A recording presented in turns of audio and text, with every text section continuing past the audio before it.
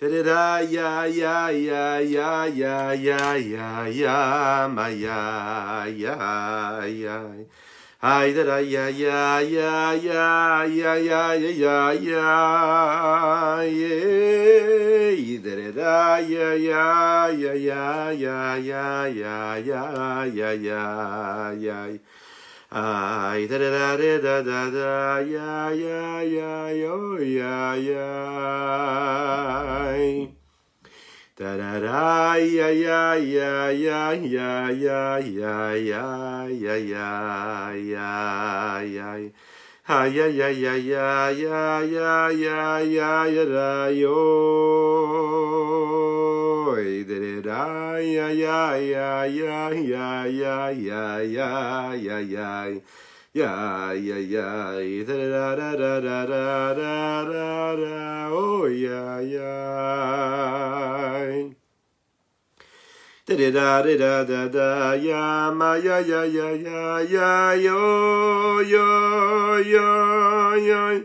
Da da da ya ya ya ma ya ya ya ya ya ya ya ya ma ya ya ya ya. Da da da ya ya ya ya ya ya ya ya. Da da da da da da da. Ma ba ba ba ba ba bo yo yo yo. Da da da ya ya ya ma ya ya ya ya ma ya ya ya ma ya ya ya ya. Da da da ya ya ya ya ya ya ya ya. Ahoy, da da da ya ya ya ma ya ya ya ya. Da da da ya ya ya ma ya ya ya ya. Da da ma ma ma ma ma ma oh, da da da ya ya ya ya. Da da da da da da. Da da da ya ya ya ya ya ya ya ya ya ya. Yay, yay, da da da da da da da da ya yo ya ya. Da da da ya ya ya da yo ya ya ya da ya ya ya ya ya ya. Ha ya ya ya ya ya yo ya yo ya ya. Erev Tov les Koulam, bonsoir, bonsoir, bonsoir à toutes et à tous. Je suis infiniment heureux de vous retrouver en cette magnifique soirée que Dieu nous offre sur la terre. J'espère que vous allez bien, j'espère que vous avez passé de bonnes fêtes de Pessah. J'espère que tout s'est bien passé et que vous avez pris des forces. Vous avez réussi à sortir d'Égypte. On a essayé de sortir d'Égypte, de cette Égypte personnelle. Erev Tov, bonsoir à toutes et à tous ceux qui nous rejoignent sur les différents réseaux. Notre cher Hervé, notre cher Laurent, que Dieu vous bénisse, ainsi que toutes les personnes qui nous rejoignent, donc que ce soit donc en live ou en replay. Hein, je compte sur vos likes, je compte sur vos commentaires, hein, et ainsi que sur vos partages. Partagez, partagez, faites profiter nos amis, et afin que nous soyons encore et toujours plus à étudier ensemble. C'est l'histoire d'un homme. Un homme, on aime bien les histoires. Oui, alors une histoire d'un homme qui est un homme simple. Mais c'est pas parce qu'il est un homme simple qu'il ne veut pas et qu'il ne recherche pas la vérité, puisque souvent il s'agit de cela. Oui, la chassidoute, elle nous apprend à rechercher la vérité, être authentique, être dans la vérité, vraiment vrai.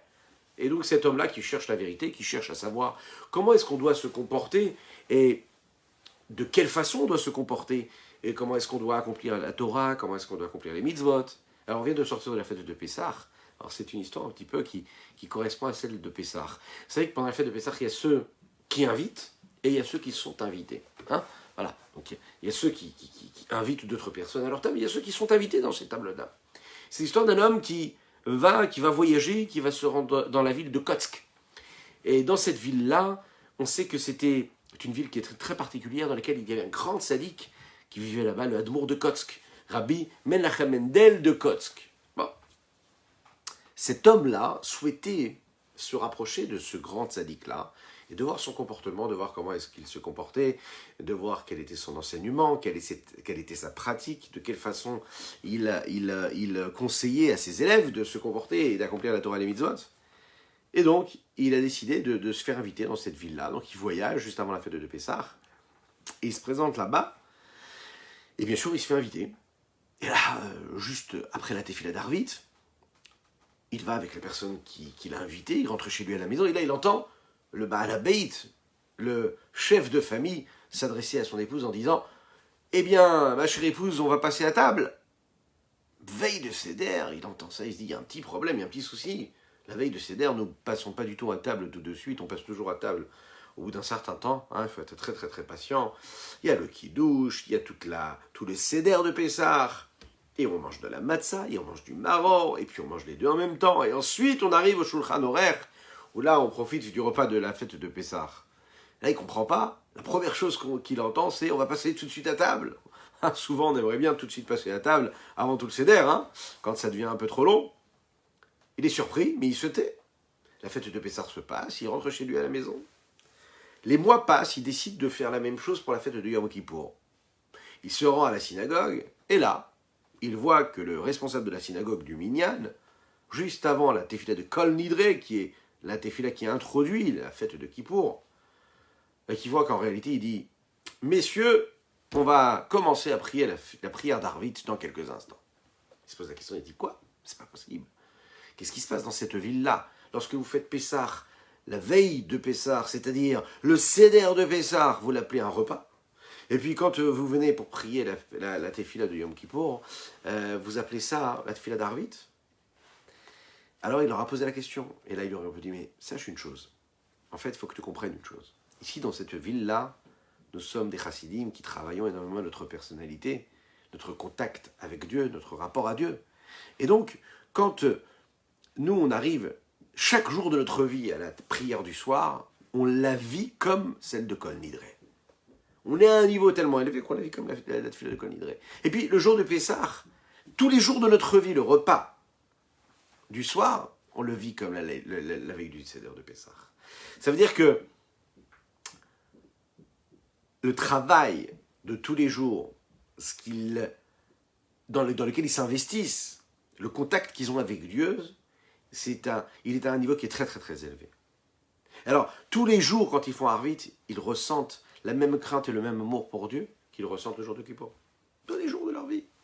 Et puis, la veille de Pessah, c'est comme tous les autres jours, puisqu'ils vivent le Seder de Pessah tous les jours. Donc, c'est un petit peu ce que nous, on doit essayer de chercher en réalité. C'est-à-dire qu'il faut vraiment vivre tout ce qu'on doit vivre dans la vraie vérité, dans l'authenticité. Et c'est ce que nous allons voir dans cette histoire-là, d'une rencontre.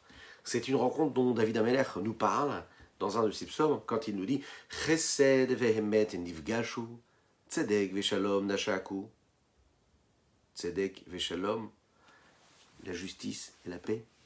Chesed vehemet, la bonté et la vérité. Ils se sont rencontrés, ils se sont enlacés. Est-ce que la vérité et la bonté, ça peut cohabiter ensemble? Est-ce que cela peut marcher ensemble? On va le voir, c'est pas si évident que cela. Et cela va mettre en relief une lecture que nous pouvons avoir des Pirkei Avot, puisqu'on démarre cette lecture des Maximes de nos pères à partir de ce Shabbat.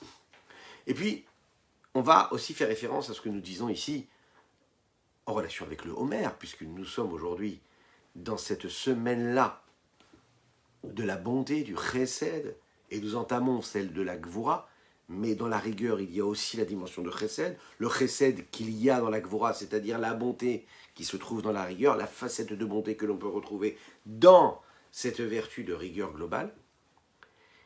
Et puis, c'est ce qu'on va voir aussi également dans deux personnalités qui nous intéressent fortement ce soir, celle de Moshe Rabbeinu et de son frère Aaron à Cohen. Puisque dans la paracha de Shemini, nous parlons de ces deux personnages, le Moshe Rabbeinu et Aaron, son frère Aaron. Alors, qu'est-ce qui s'est passé dans cette histoire? On sait que dans la paracha de Shemini, on nous parle du 8e jour, le 8e jour de ce Mishkan qui a été construit, de célébration, d'inauguration. Et puis chaque jour, on apportait des corbanotes, des sacrifices. Et après que tout le peuple juif ait pu apporter tous les matériaux, tout ce qu'il possédait, et qui permettrait de construire ce beau Mishkan, eh bien, à la fin du mois de Hadar, les Kohanim ont commencé à s'installer tranquillement, et ils ont fait ce qu'on pourrait appeler un entraînement qui va durer 7 jours. L'entraînement du service qu'il y avait dans ce Mishkan-là.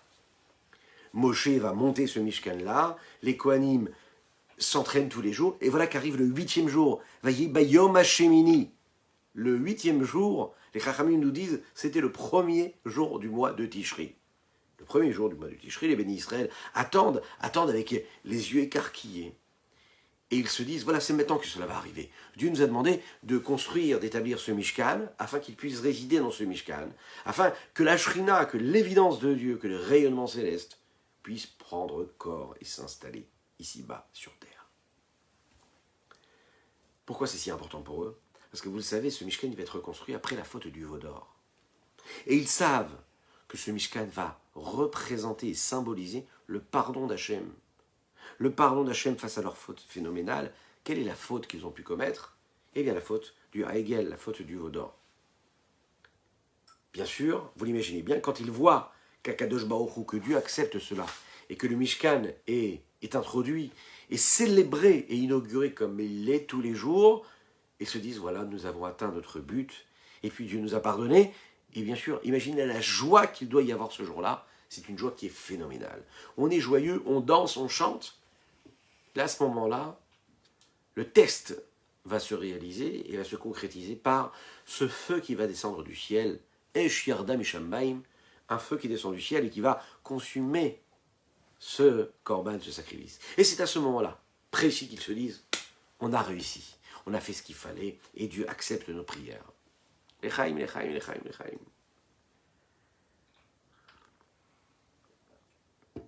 Mais malheureusement, ce jour-là, qui était censé être le jour le plus joyeux, va devenir le jour le plus triste. Pourquoi le plus triste?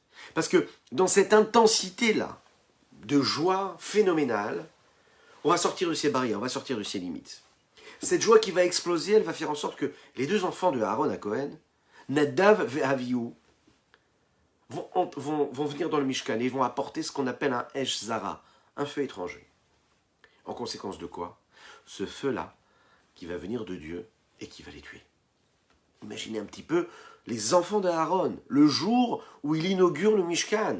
La joie, elle est phénoménale, extraordinaire, on attend ce jour-là depuis des mois. Qu'est-ce qui se passe? Ses propres enfants, par l'emballement, par le désir profond, par la fougue qu'ils ont de s'attacher à Dieu, ils se disent, on va apporter nous aussi un feu. Et de cette façon, on va s'attacher encore plus à Kadosh Baruch Hu. Et malheureusement, ce qui va se passer, c'est qu'Akadosh Baruch Hu ne va pas accepter cela. Et on va être tués sur place. Alors, en général, ce qu'on souhaite à chacune et chacun d'entre nous, c'est de vivre que des bonnes choses. Jamais des preuves négatives, que des bonnes choses. Voilà que la vie, elle est faite ainsi, et quand une personne vit une épreuve, il ne peut pas supporter l'épreuve qu'il reçoit. Il peut l'accepter, mais quand il s'agit de ses propres enfants, qui est-ce qui peut rester impassible à cela? Et pourtant, on voit que dans la suite des événements, dans la chronologie, on voit qu'Aaron va faire l'impasse sur ce qui vient de se passer. Il vient de perdre ses enfants, et il va continuer son service. Il va faire ce qu'il a à faire. Que nous dit le texte? La réponse d'Aaron face à cette situation, c'est Vaïdom Aaron. Qu'est-ce que ça veut dire Vaïdom Aaron? Aaron se tait. Il ne réagit pas. Il ne réagit pas, ça veut dire qu'il se refuse lui-même à ressentir ou à éprouver ou à analyser l'événement. Vaïdom, il se tient devant Dieu avec Messirut Nefesh, avec abnégation totale. Moshe lui explique, lui dit, Bikrovaï et Kadesh, je me sanctifie par ceux qui me sont proches. Aaron se tait. Plus que cela, de Aaron et de ses enfants, on leur demande même de ne même pas faire cas de ce qui se passait et de ne pas apporter de touche et de toute forme de tristesse qui pourrait amoindrir la joie qu'ils sont en train de vivre. Celle de la célébration de l'inauguration du Mishkan. Vous savez que Moshe Rabbeinu demande à Aaron et lui dit, tu sais, normalement, tu es endeuillé, tu devrais te déchirer le vêtement, puisque c'est ses enfants qui sont morts. Il devrait se laisser pousser les cheveux, il devrait vivre vraiment son deuil. Moshe Rabbeinu lui interdit, et lui dit non, pas du tout. Tu vas continuer ta journée comme elle l'avait commencé, en faisant abstraction de cet événement terrible. On leur demande même de manger les corbanotes qu'ils sont en train d'apporter. Bien qu'en général, un Kohen qui est onen, c'est-à-dire un Kohen qui a perdu quelqu'un et qui est endeuillé, n'a pas le droit de manger les corbanotes. Et les seuls ici qui vont devoir vivre ce deuil-là, ce sont Achechem kolbet Israël, ifku et aserefa asher sarav Hashem. C'est extraordinaire. Aaron qui perd ses enfants lui dit non, toi, tu ne dois pas du tout porter de deuil. Tu dois continuer ton service de Dieu. Tu fais abstraction de cette épreuve. Par contre, Achechem kolbet Israël, le peuple juif tout entier, lui, on lui dit, lui, il va porter ce deuil-là. Pour vous, pour toi, Aaron.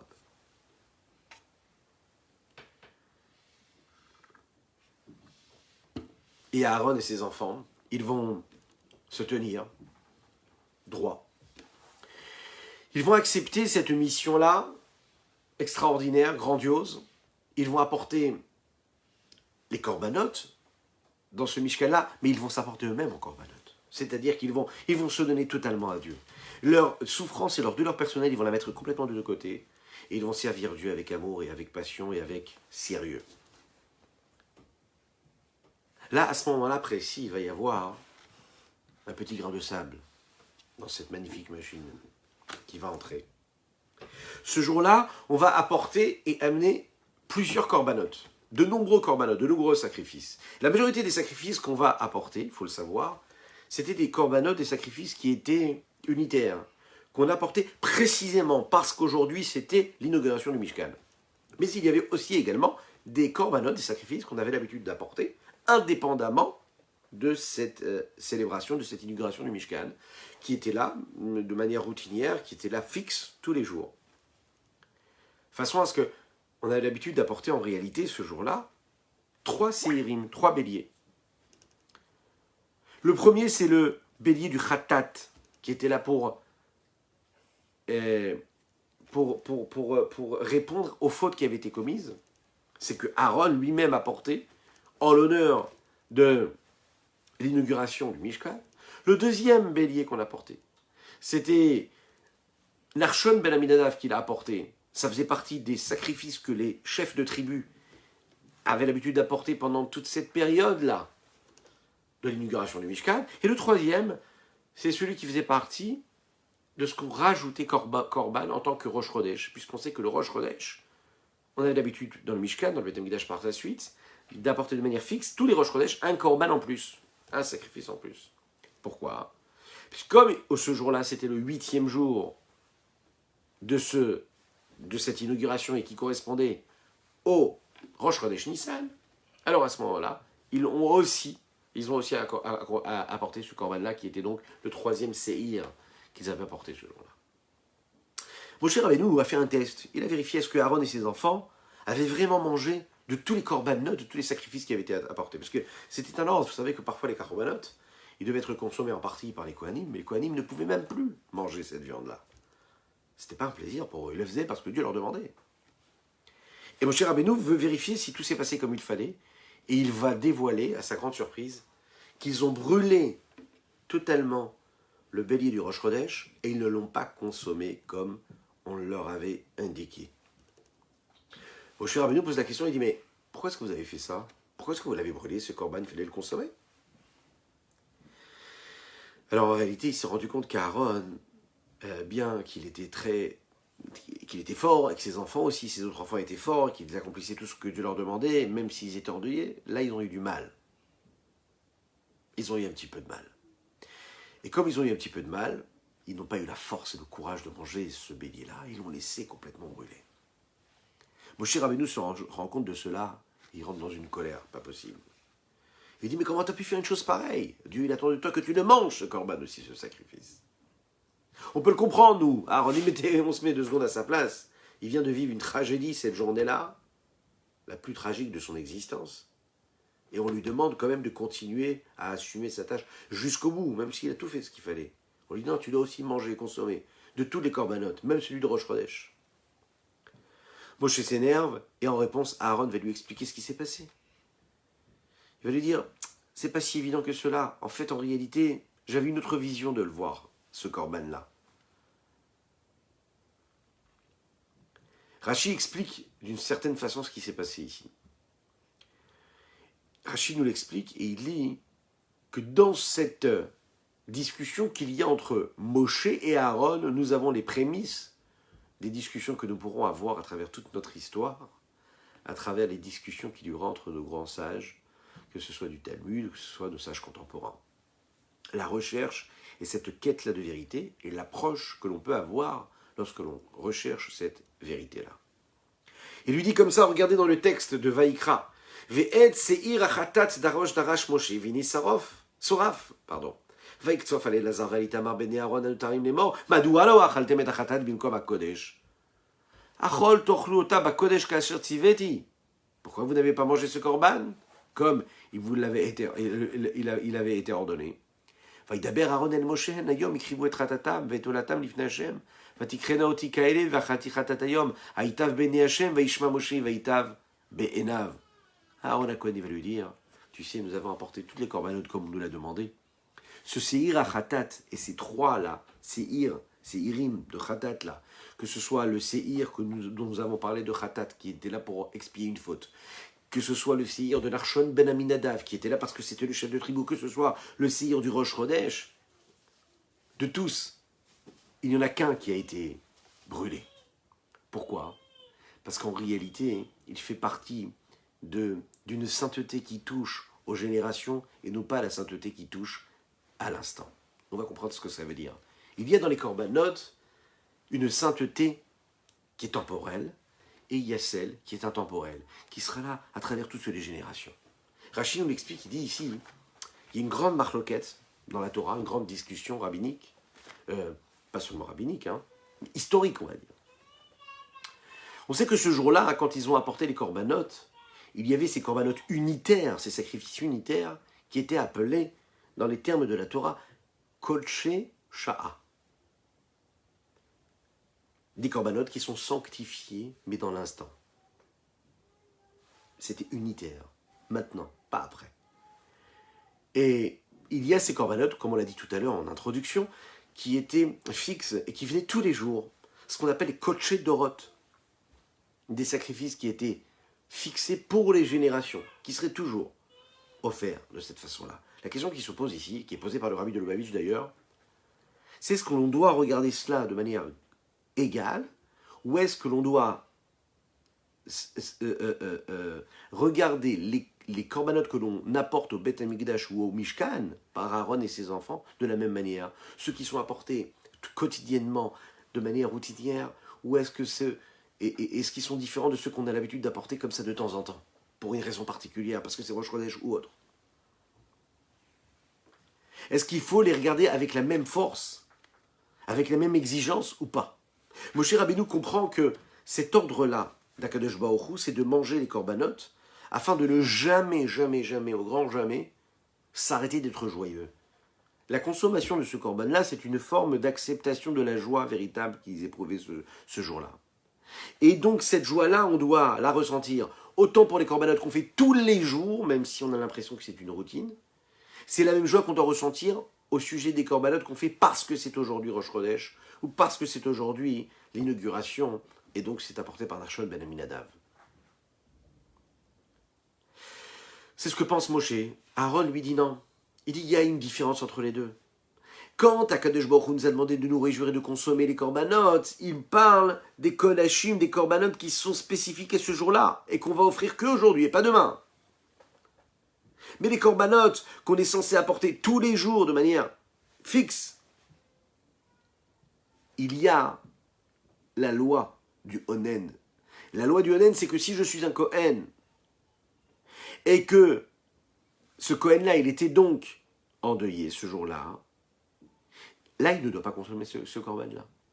Et ça, la discussion qu'il y a entre Aaron et Moshe. Moshe lui dit, tous les corbanotes, tu dois les consommer, même si tu es endeuillé. Aaron, il dit non.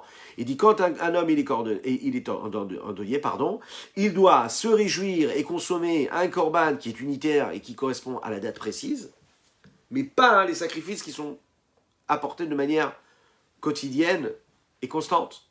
Ceci il ne doit pas les consommer. Pourquoi? Parce qu'il est onen. Onen, la description d'une personne qui vient de perdre un être cher. Voilà la discussion qui est entre Moshe et Aaron. Vaishma Moshe, Vaïtav Adava, Vaïtav Be'enav. Et là, c'est très intéressant de voir ce que le texte nous dit. Moshe entend cela et ça lui plaît. Il accepte cela. Lechaim, lechaim.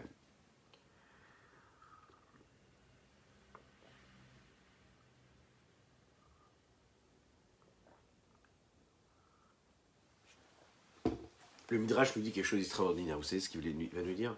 Que Moshe Rabbeinu, il va prendre un publicitaire. Oh, vraiment ça. Un publiciste. Et il va lui dire, voilà, tu vas me faire un panneau. Et sur ce panneau-là, tu vas écrire que j'ai donné une halakha, et que la halakha que j'ai donnée, elle n'était pas bonne, et que c'est Aaron qui a raison. Imaginez un petit peu ce que cela veut dire. Moshe, le représentant du peuple, le Midrash nous dit qu'il fait savoir à tout le peuple que c'est lui qui s'est trompé, et que c'est Aaron qui a eu raison. Extraordinaire. La question qui se pose, qu'on se pose ici, et que le rabbi rappelle ici, c'est de se dire comme ça. Moshe Rabbeinu, c'est lui qui enseigne à tout le monde et à toutes et à tous. Moshe Rabbeinu, c'est lui qui va enseigner à Aaron ce qu'il doit savoir, ce qu'il doit connaître. Comment se fait-il que Moshe Rabbeinu s'est énervé contre son frère et lui a fait ce reproche-là à la base? Si de toutes les manières il va être d'accord avec son frère ensuite, on imagine bien que la halakha, la loi et la vision que Aaron a eue, Moshe l'avait eue. Et il aurait été en mesure de pouvoir l'avoir, en tout cas, puisque ce que Aaron sait, Moshe le sait. La question qui se pose ici, c'est comment ça se fait que Moshe, il a attendu que Aaron lui dise l'inverse de ce que lui avait donné comme halakha, comme loi, pour après être d'accord avec lui? Pourquoi dès le départ, il lui donne pas raison? Pourquoi il ne le laisse pas tranquille? Pourquoi est-ce qu'il vient et qu'il s'énerve contre lui? C'est ici que nous allons voir ici deux vertus véritables qui sont représentées et symbolisées par ces deux personnalités grandioses que nous avons dans notre histoire. Celle de Moshe et celle de Aaron. Moshe et Aaron représentent deux façons de voir différentes. Le Midrash Rabbah nous le dit, Chesed c'est Aaron. La bonté c'est Aaron à Cohen. Emet, la vérité, c'est Moshe. Moshe emet vetorato emet, Moshe emet vetorato emet. La notion de vérité, elle est chez Moshe. Aaron, on l'identifie avec la vertu de bonté, comme il est dit, Tumecha veurecha leish chasidecha. Tumecha veurecha leish chasidecha. C'est un homme de chesed qui porte les Urim vetumim, les avis du Kohen Gadol. Le Kohen a la bénédiction et on lui donne le pouvoir de bénir chacune et chacun d'entre nous. Le Kohen a ce pouvoir, il a cette vertu-là, levarech et amo Israël behahava, de bénir son peuple, behahava dans l'amour. Il a quelque chose de particulier, le Kohen. Le Kohen qui est juste, qui? Un descendant de Aaron. Aaron a Kohen. Moshe lui s'identifie avec la vérité, comme nous disons Moshe Emet, Vetorato Emet. On rappelle ce verset dont nous avons parlé tout à l'heure en introduction, et David Amelech le dit comme ça, Chesed vemet nifgaju, Tzedek vishalom nashaku, Emet meeret titzmach, Vetzedek mishamayim nishkaf. Chesed vemet, la bonté et la vérité se sont rencontrées, la justice et la paix se sont enlacées. Chesed c'est Aaron, le Midrash Rabbah nous dit, c'est Aaron la bonté. Emet, c'est Akadosh Baruch Hu qu'il donne à Moshe Rabbeinu. Quand les deux se rencontrent, alors qu'est-ce qui se passe? Tzedek, la vérité, est représentée par qui? On l'imagine bien, par Moshe. Tzidkad Hashem, Asa. Et le Shalom, la paix, par Aaron. Aaron a Cohen, Oev Shalom, Verodev Shalom. Aaron, il cherchait la paix. Il courait après la paix. Lechaim, lechaim.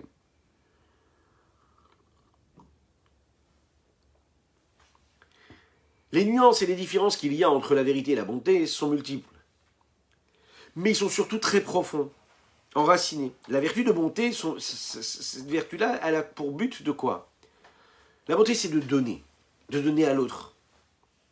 Et donc, c'est la raison pour laquelle elle essaye constamment, perpétuellement de correspondre et de s'adapter à la situation de celui qui reçoit. Elle est malléable. Elle est capable de considérer les faiblesses de l'autre et s'adapter aux faiblesses de l'autre. Elle ne va pas se servir de ses faiblesses pour s'élever. Elle va au contraire être sensible aux faiblesses de l'autre et en fonction de ses faiblesses, s'adapter à ses faiblesses. La vertu de vérité, non, c'est pas du tout cela.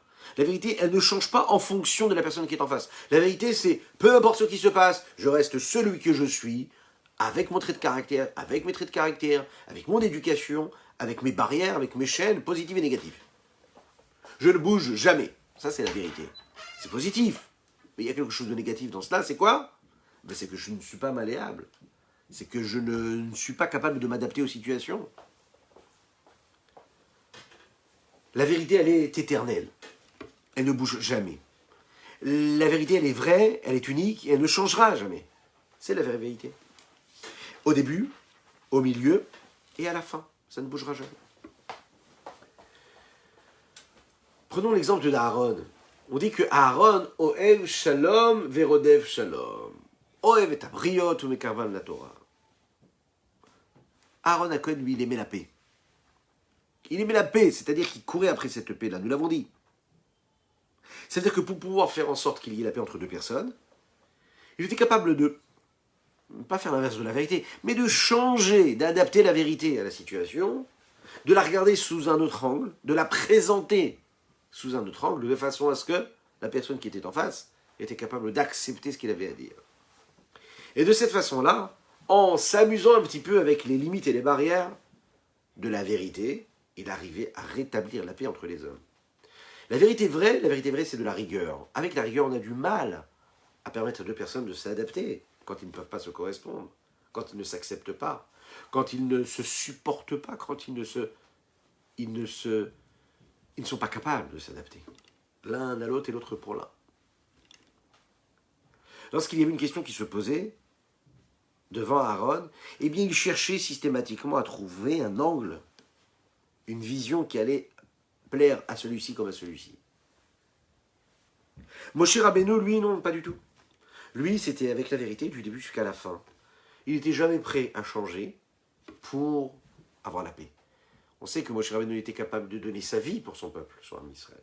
On sait que Moshe Rabbeinu, il se battait, il pleurait, il a passé sa vie à prier pour son peuple. Il aimait énormément son peuple, il a donné sa vie pour son peuple, pour l'âme Israël. Mais il ne changeait pas la vérité. Ça veut dire ce qui devait se passer, ça se passait. Après lui, il priait Dieu pour qu'il console et qu'il pardonne le peuple juif. Mais il ne cherchait pas d'angle différent. Echaim.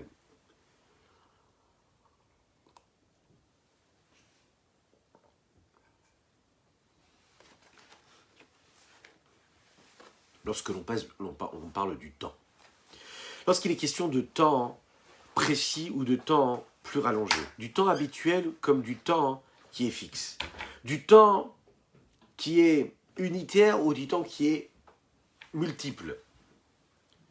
Eh bien, si on regarde du côté du chesed et si on regarde du côté de la vérité du Emet, eh bien, cela va changer. Avec des yeux du Emet, avec la vertu de vérité, tous les temps se valent. Et donc, il n'y a pas de différence entre ce temps précis, ce temps particulier, et le temps qui est constant, qui est perpétuel et qui se renouvelle tous les jours. Le temps, c'est le temps, l'instant, c'est l'instant. Si c'est la vérité, alors c'est la vérité pour toujours. Par contre, la vertu de bonté, c'est une façon de voir et de se dire que parfois on ne peut pas demander à un homme de garder toujours un niveau d'exigence et de méticulosité tout le temps, partout et à chaque instant de sa vie. Parfois on a des montées, on a des élévations, on s'élève, on est capable de faire et de grandir, d'avoir des attitudes qui sont magnifiques, qui sont grandes. Et parfois on a des chutes, parfois on redescend. Vous connaissez, on parlait tout à l'heure de ce moment-là de Yom Kippour, tout à l'heure. De cet homme-là qui voulait voir comment faisait Yom Kippour, qui s'est rendu compte qu'il y avait des juifs qui priaient tous les jours comme Kippour. Tellement leur tefila était belle. On sait que le jour de Kippour, par exemple, toutes les synagogues elles sont remplies. Il y a des milliers de personnes qui vont prier. C'est des personnes qui ont parfois, malheureusement, pas encore pris l'importance de cela, de la prière, et qui ne vont pas à la prière, tous les jours de l'année. Alors, il y a deux façons de voir les choses. La vida de chesed, la vertu de bonté, c'est de regarder ces juifs-là avec tellement d'amour et tellement de joie, qu'on est tellement heureux de les avoir parmi nous, que la vérité que nous avons de notre cœur se transfère en une vérité de bonté, et cette bonté, elle est qu'on va les accueillir avec joie. Même si on sait que le lendemain, ils ne viendront plus à la synagogue, malheureusement pour le moment. Mais Bezrat Hashem, ils reviendront à la synagogue. Alors quand on voit ça, on va dire « Waouh, c'est magnifique !» C'est magnifique, regardez, ces hommes-là qui ne vont jamais à la synagogue, mais c'est leur étincelle qui s'est réveillée pour le jour de Kippour. C'est une vision des choses. Et parfois, il y a la vision de vérité qui est de dire « Ah, mais tous les autres jours, ils ne viennent pas à la synagogue. » Alors cette vertu de vérité, elle est vraie, mais concrètement, elle manque d'amour. Elle est vraie, mais elle manque d'amour. Elle manque de chesed, de bonté. Parce que la vérité, c'est que si vraiment vous êtes là aujourd'hui parce que c'est Kippour, ça veut dire que vous aimez Dieu. Et si vous aimez Dieu, ben venez tous les jours. Pourquoi est-ce que vous venez que le jour de Kippour? C'est-à-dire que la notion de vérité, elle n'est pas là pour reprocher à l'homme et de lui dire non, tu ne devrais même pas venir Kippour, chas v'shalom. Bien sûr que c'est magnifique que tu viennes Kippour. Mais la vertu de vérité, c'est de dire mais si vraiment c'est important pour toi, parce que tu viens, c'est-à-dire que c'est important pour toi, viens tous les jours. La vertu de bonté, c'est de ne pas faire du tout ce calcul-là, de se dire, cet homme-là, il rentre à la synagogue, je l'aime comme il est, je m'en réjouis, je me dis, c'est génial. Voilà un homme qui ne vient jamais et qui aujourd'hui vient. Et ça, c'est super, c'est extraordinaire. Chaim.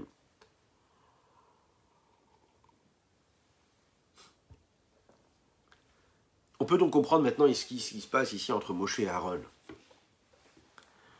Moshe Rabbeinu, lui, il se dit, de la même manière qu'on apporte les corbanotes tous les jours, et que ce corbanot qu'on apporte tous les jours, on doit les consommer, et bien tous les autres corbanotes, tous les autres sacrifices qu'on apporte, que ce soit le sacrifice de Rosh Chodesh, que ce soit un sacrifice qui est là parce qu'on inaugure le Mishkan, il doit être consommé de la même manière. Et même si votre statut y change, vous devez quand même le consommer. Parce que pour Moshe Rabbeinu, il est dans cette force et cette vérité-là qui est que c'était avant, ce sera pendant, et ce sera après de la même manière. Pour lui, le temps ne change pas. Il n'y a pas d'altération. Pour Aaron à Cohen, il y a des différences de temps.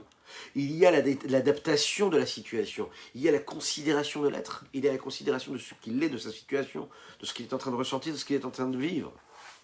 Et donc là, ce qui ne dépend pas d'une routine, ce qui ne dépend pas d'une constance perpétuelle, quotidienne, et qui est là comme ça de temps en temps, comme par exemple un jour de Rosh Chodesh ou d'inauguration, là on va devenir beaucoup plus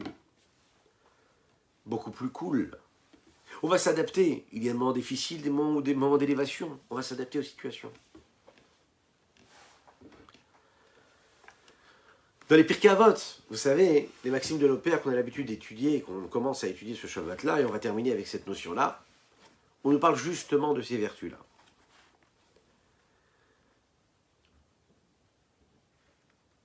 Le Pirkei Avot, on a l'habitude de le dire, et de le lire, de l'étudier, entre la tefila de Mincha et de Harvit du samedi après-midi. Pourquoi est-ce que nous lisons les Pirkei Avot, les maximes de nos pères? Il s'agit ici de quoi? De morale, de conduite, de conseils de vie. Mais c'est aussi une forme, et une des raisons que l'on donne, de préparation à la Torah que nous allons recevoir pendant la fête de Shavuot. Deuxième raison que nous avons, que les Chachamim nous donnent, la période entre Pessah et Shavuot, et qui suit après Shavuot, c'est une période d'été, le soleil arrive, il fait beau, le Yetzer Hara, le penchant de l'homme, se réveille un petit peu, il lui donne envie d'aller là où il ne devrait pas, de se laisser un petit peu plus aller. Et comme on connaît l'homme, eh bien, on introduit, on précède les situations difficiles par toutes les notions de sagesse et de morale qui sont données, qui sont offertes par nos sages dans les Pirkei Avot, les maximes de nos pères. Les Pirkei Avot sont introduits et démarrent par une Mishnah qui dit comme ça: Moshe kibel Torah misinaï, usaral Yoshua v'Yoshua lizkenim, uzkenim linvim, unvim esarwa l'anche knesset agedola. Moshe a reçu la Torah du mont Sinaï, il l'a transmise à Yoshua, Yoshua l'a transmise aux Zékénim, aux anciens. Les anciens, eux, l'ont transmis aux prophètes, les prophètes l'ont transmis aux Anshe Knesset Agdola, ces grands maîtres de la grande assemblée, qui sont les pères même de la Mishnah, ainsi que de la Gomorrah par la suite. En une ligne, on est capable de voir et passer en revue, et passer plus de 1000 ans d'histoire du peuple juif. Nous passons du don de la Torah, de génération en génération, du don de la Torah jusqu'à la destruction, mais avant la destruction, jusqu'à l'époque du deuxième Beth Amikdash, du deuxième temple. C'est donc, dans cette première Mishnah des Pirkei Avot, nous avons déjà la forme et le fond de ce que le Pirkei Avot va nous décrire, va nous donner, va nous offrir. la capacité de nous représenter, de nous exposer, la transmission de la Torah, le passage de relais de génération en génération depuis le don de la Torah jusqu'à notre époque à nous.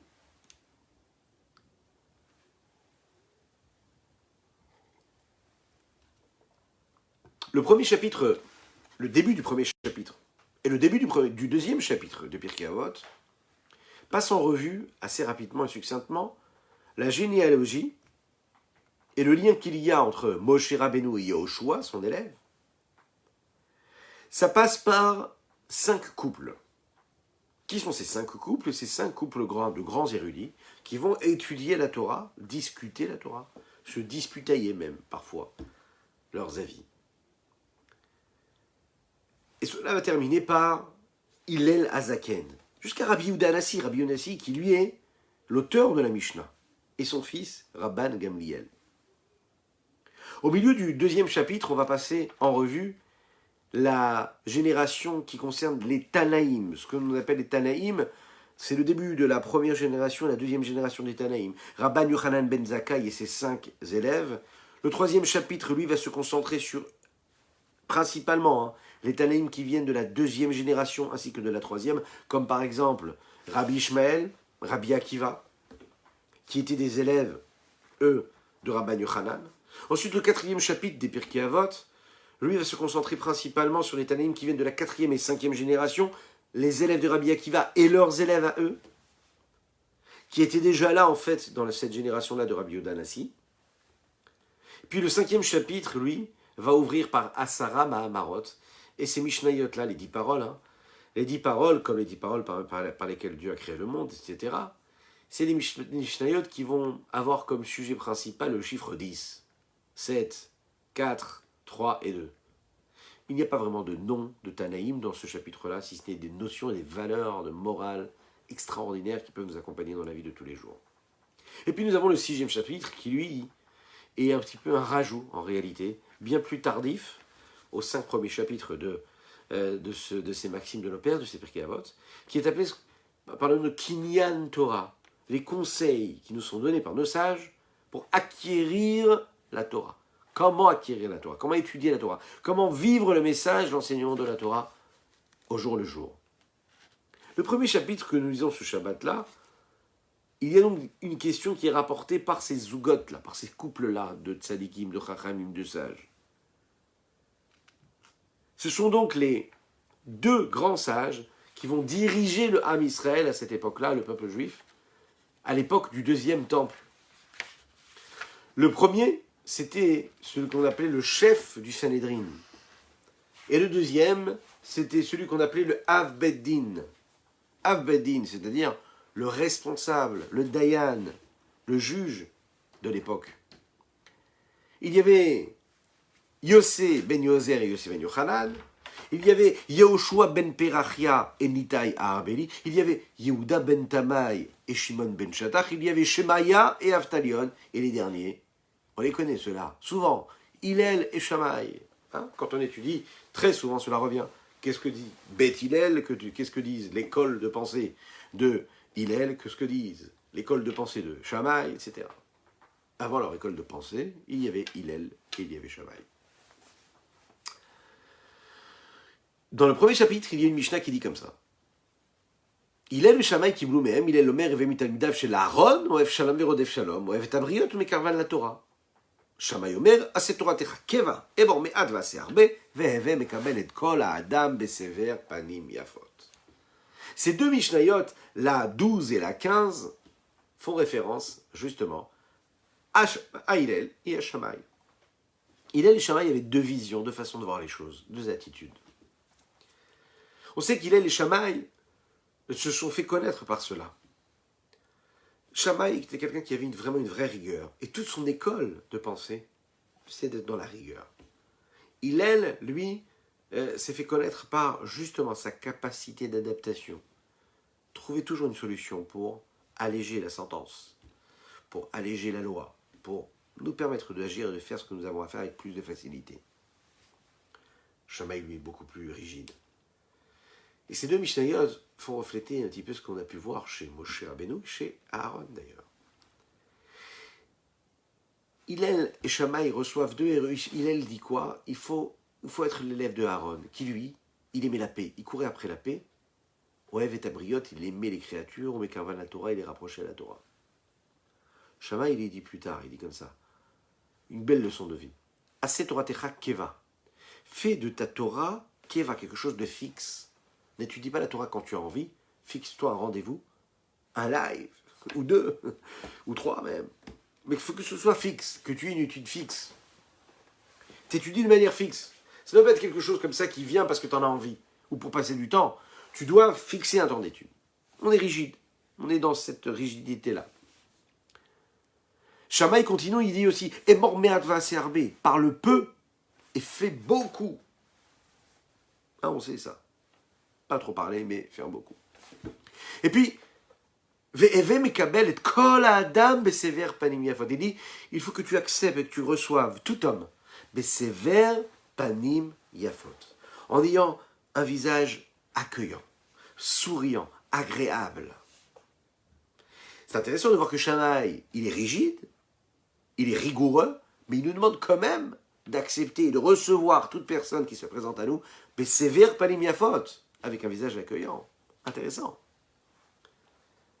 C'est intéressant de voir que Hillel et Shammai parlent de cette nécessité, de ce besoin de rapprocher l'autre. Hillel en nous demandant d'aimer la paix, et qui aime la paix aime l'homme, aime l'autre.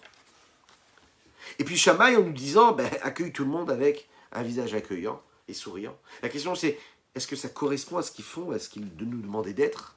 Et est-ce qu'ils se comportaient de cette façon eux-mêmes, Hillel et Shammai? Pour cela, il suffit de rappeler la fameuse histoire qu'on a l'habitude de rapporter.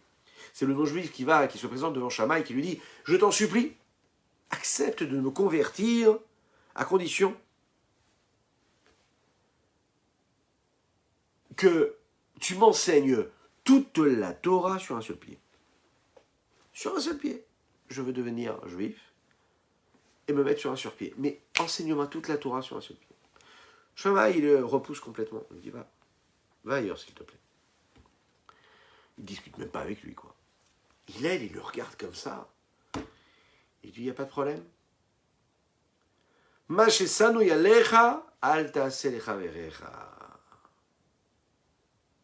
Ce que tu n'aimes pas qu'on te fasse, ne le fais pas à l'autre. Veidach, piouchaï. Toute la Torah, c'est quoi? C'est ne pas faire à l'autre ce qu'on n'aimerait pas qu'on nous fasse. L'amour du prochain. Tout le reste, tout ce que la Torah nous enseigne, c'est l'explication de cela. C'est-à-dire que la modestie de Hillel et l'amour qu'il avait pour l'autre lui donnaient ce pouvoir de transmettre cet amour pour Akadosh Baruch Hu. La question qui se pose ici, c'est comment ça se fait que Shammai, puisqu'il est rigoureux, demande quand même à chaque personne, quand elle est rigoureuse dans sa vie, dans ce qu'elle entreprend, de recevoir chaque personne, de l'accepter avec un visage accueillant. Pourquoi est-ce que c'est si important pour lui? Ça. Alors, et on va terminer sur ce sujet qui est assez important, qui va nous amener vers la Sphirata Omer. Le conte du Homer, qui parle justement de cette nécessité-là de travailler nos traits de caractère. Être bon, être généreux, mais être aussi parfois rigoureux, et dans la rigueur, être aussi généreux dans cette rigueur. Être bon dans la rigueur. Ça existe. Chaim.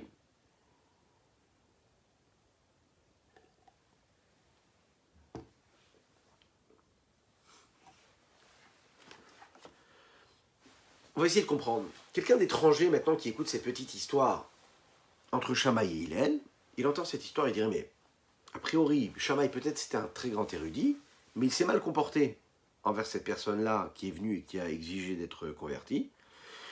Il s'est comporté avec impatience et donc on pourrait le blâmer. Et voilà que devant lui il y a Hillel qui s'est bien comporté et qui a eu la patience de répondre à cet homme-là comme il fallait. Et d'ailleurs en une phrase.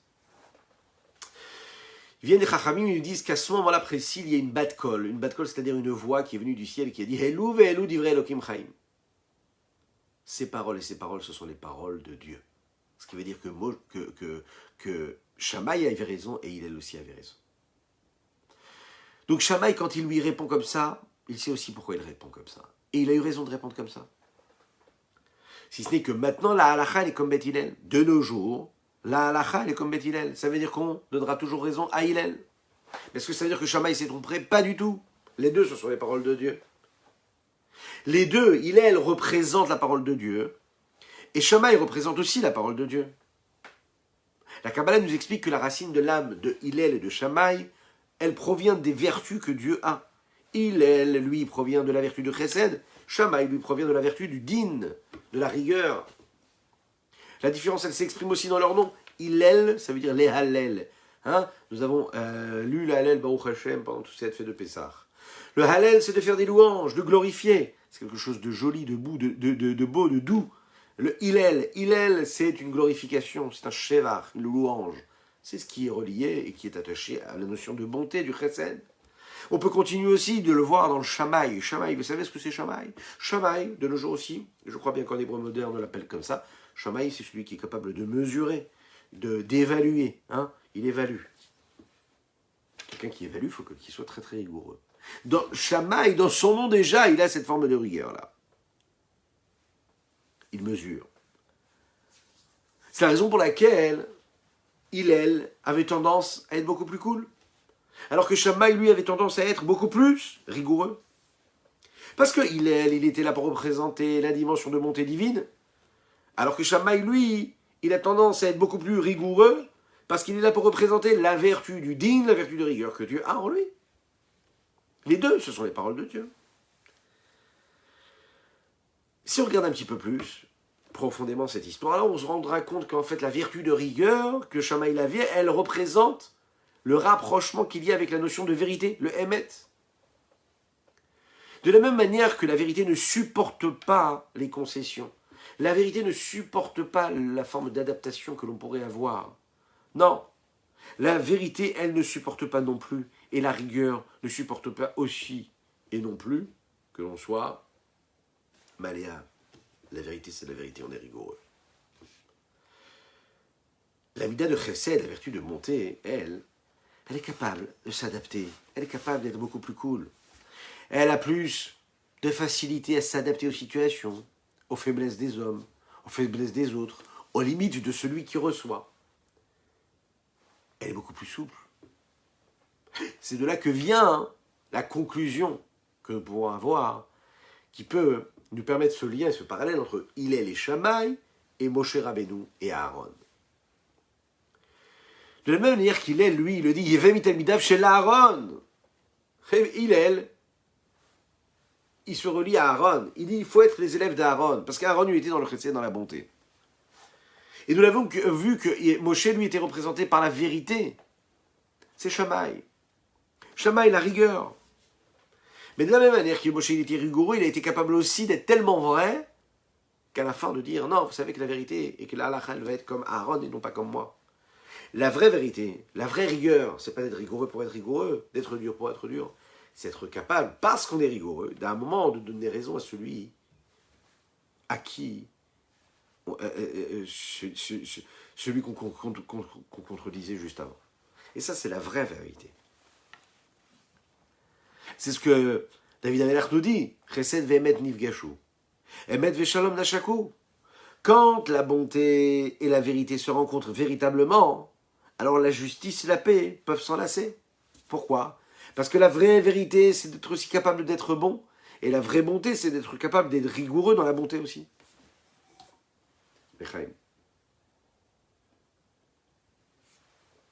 C'est la raison pour laquelle, qu'est-ce qu'on a dit? Que il lui disait qu'il faut être l'élève d'Aaron et chercher toujours à faire la paix entre les hommes. Et Shammai, bien qu'il est là en train de nous dire parle peu et agis beaucoup, Shammai il nous dit Torah techakeva, fais de ton temps, fais un temps fixe pour ton étude, il est rigoureux. Mais il dit juste après il faut que tu accueilles chaque personne avec un visage accueillant, souriant et aimant. C'est-à-dire qu'il y a aussi une forme de montée chez Shammai. Et pour lui, c'est même une rigueur pour lui. C'est une règle de vie. Il te dit, sois rigoureux dans le visage accueillant que tu as envers les autres. Parce qu'il faut être rigoureux. On n'a pas toujours envie de sourire à la personne qui s'approche de nous. On n'a pas toujours envie d'être souriant, d'être accueillant. On a tendance à faire l'inverse, surtout quand on est d'origine française et européenne. Oui. On est plutôt froid à la base. Et là, vient Shammai, il nous dit, je suis peut-être rigoureux, je te demande d'être rigoureux dans ton comportement avec Dieu. Mais sache qu'avec les hommes, et même avec Dieu d'ailleurs, sois toujours avec un visage accueillant et rayonnant. Pas besoin. Pas besoin de montrer de la rigueur envers les autres. Sois rigoureux pour toi.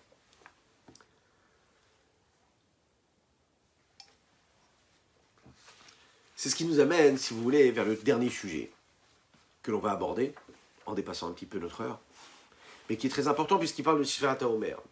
Nous avons 49 jours, et ces 49 jours correspondent aux 49 vertus. On sait que les bénis Israël sortent d'Égypte, et quand ils sortent d'Égypte, ils sont au 49e niveau de l'impureté.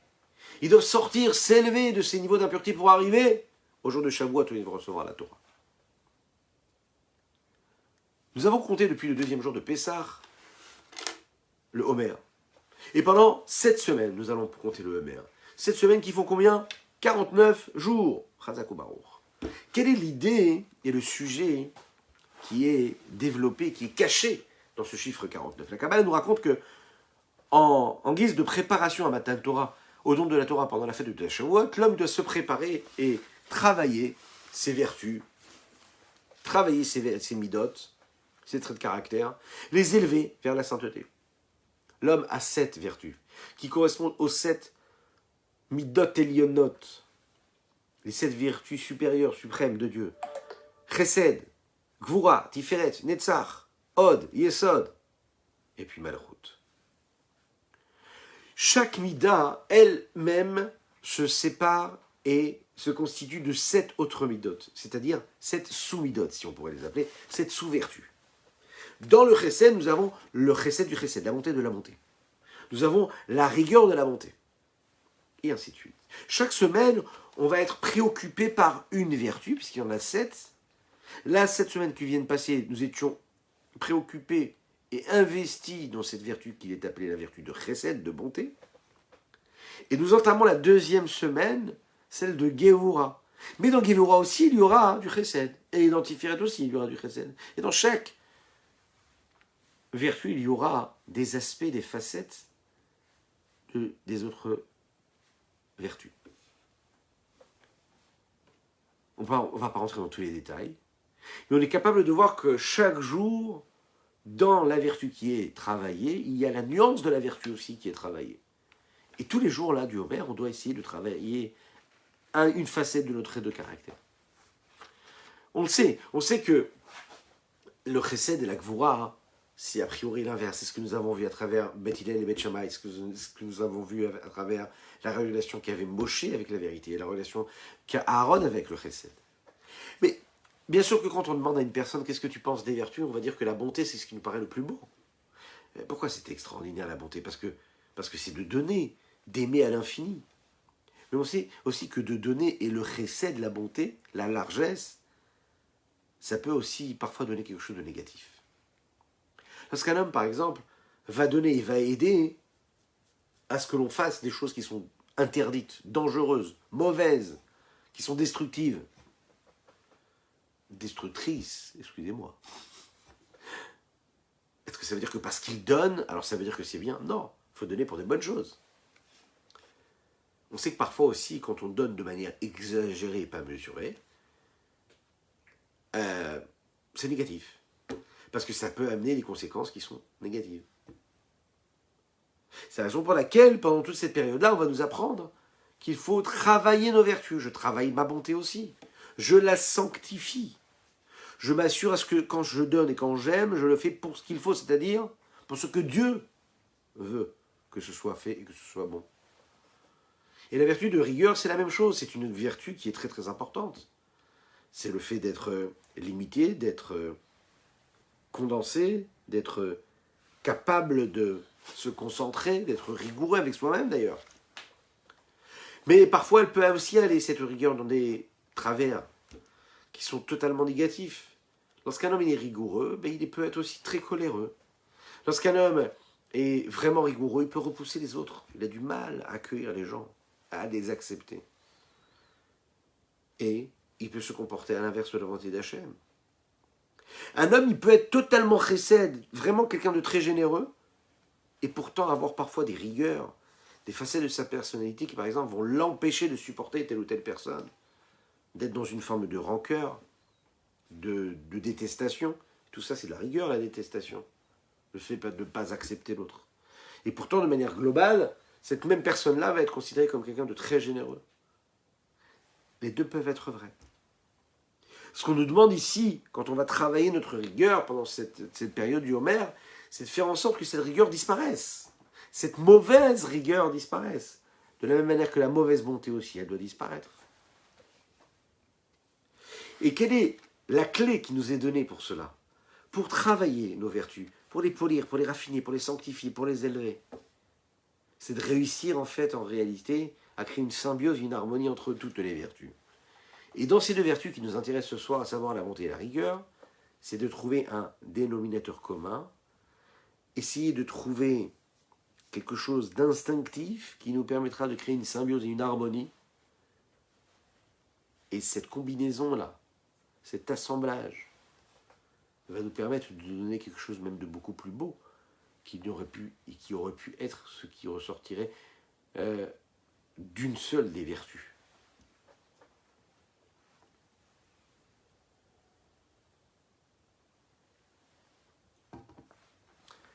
Une des techniques qu'on nous donne ici, c'est d'être capable toujours de réfléchir. Vous allez me dire, ouais, mais qu'est-ce qu'il y a de si particulier? Réfléchir, ça veut dire que je fais passer ça, tout ce que je suis en train de vivre, puisque quand nous parlons de vertu, que ce soit une vertu de bonté, une vertu de rigueur, nous parlons ici de facettes qui viennent et qui sont des définitions même, des formes d'expression, des traits de caractère que nous avons toutes et tous. Lorsque j'apprends à faire passer tous les événements qui m'arrivent par le sas de refroidissement qui est le cerveau, de la réflexion, de la pensée, et qu'avant d'aimer, de ressentir de l'amour, du chesed, de la bonté, ou bien d'avant de ressentir de la rigueur, je fais d'abord passer cette information qui m'arrive par le sas de refroidissement qui est l'intellect, alors à ce moment-là, j'ai une vision qui est beaucoup plus détendue de ce qui m'arrive, de ce que je suis en train de vivre. Je suis en train de réfléchir, je me dis, ok, parfait, c'est ce que j'ai envie de ressentir. J'ai envie de ressentir de la haine, de la détestation, de la rigueur envers cette personne qui est en face de moi, ou face à la situation que je suis en train de vivre dans ma vie. Je réfléchis 2 secondes, je prends du recul, je me dis, mais où est-ce que ça va m'emmener? À quoi bon? Qu'est-ce que ça fait faire? Que je me comporte avec rigueur, avec difficile, et en étant quelqu'un de difficile, de méticuleux, de dur. Où est-ce que ça va m'emmener? Et au contraire, est-ce que là maintenant précisément, si je faisais appel à cette bonté qui est en moi, pour contrer cette rigueur qui est en moi, peut-être que je réussirais à envoyer un autre message. Le sas de refroidissement, qui est l'intellect et la pensée, nous permet quand même d'avoir un petit peu plus de marge face aux situations qui se présentent. Si on n'envoie pas les informations dans ce sas de réflexion et de refroidissement, vous savez ce qui se passe. Eh bien, on réagit avec pulsion. Ça peut être une pulsion qui est a priori de la bonté mais qui va être négative. Ça peut être une pulsion de rigueur et qui va aussi être une source de négatif. Donc toujours passer par ce sas de refroidissement. Alors, quand on réussit à chaque fois à prendre ce recul-là, eh bien, on réussit à faire cette rencontre-là qui est entre les deux. La rencontre qu'il y a entre Hillel et Shammai, Aaron et Moshe, entre le chesed et le émet, la bonté et la vérité. Quand on est capable de recevoir et d'accueillir chaque personne, comme le Shammai nous le dit, qui est lui dans la rigueur, d'être rigoureux dans cette acceptation de l'autre, peu importe ce qu'il est, ce qu'il éprouve, et ce qui me donne envie d'éprouver. Quand on écoute et qu'on est capable d'entendre ce que Hillel Azaken nous dit, et Vemitalmidav shel Aaron, soit et fait partie des élèves de Aaron, on voit le sens de ce que peut avoir, être capable de créer une symbiose, une harmonie, qui est que on va s'enlacer, on va s'aimer, non pas par nos différences et pour nos différences, mais surtout par la symbiose qu'on est capable de créer par l'harmonie de tous ces contraires-là, qui sont faits de quoi? De chesed et de émet. Et quand le chesed et le émet, comme David Amelech le dit dans les psaumes, quand la vérité et la bonté se rencontrent, alors tzedek veshalom, alors la justice et la paix se créent, et là s'enlacent, et là on arrive à l'harmonie de tous les contraires, on arrive à une sérénité, une tranquillité, à tel point que même Moshe Rabbeinu va accepter que ce soit Aaron qui ait raison dans ce cas précis. Voilà ce qu'on pouvait dire aujourd'hui sur cette question-là. Je vous souhaite une excellente soirée, que Dieu vous bénisse et qu'il vous protège, qu'il inonde votre existence de bonté, de grâce et de bien-être. Voilà, de bonheur, de réussite totale, matérielle et spirituelle. On démarre la semaine, et bien qu'elle puisse continuer puisqu'elle a commencé avec la fête de Pessah. Que ce soit une semaine qui soit divine, sainte, saine, pure, celle qui nous emmène à la venue de Mashiach Tzidkenu, à la délivrance totale et complète. Je vous souhaite une excellente soirée. Je vous invite à liker, Razak, Razak, Razak, Amen de Amen, à partager, à commenter cette publication, que vous soyez donc en live ou en replay. À très bientôt.